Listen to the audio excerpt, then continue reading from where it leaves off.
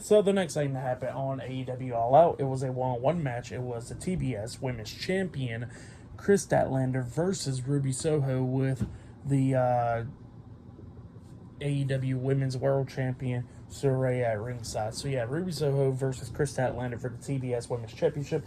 Pretty good match. It was going back and forth. We see Kris Statlander taking control of this match at the ending. She climbs up the second turnbuckle, but then Ruby comes up, grabs Kris Statlander by the arm, and hits No Future onto Kris Statlander, but Kris Statlander staggering around.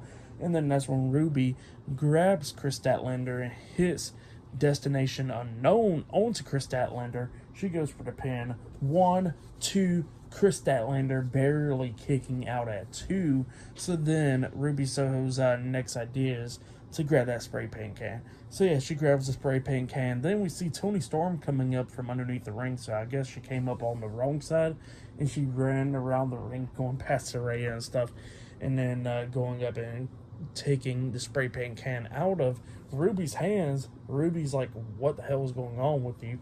And then Ruby turns around and she gets caught up, getting lifted up in the air by Kris Statlander. And Kris Statlander hits her finish move, that power driver move onto her, and then she pins her for the 1, 2, 3. So yeah, Kris Statlander defeated Ruby Soho tonight in a one-on-one match, and she has retained the TBS Women's Championship. That's what happened.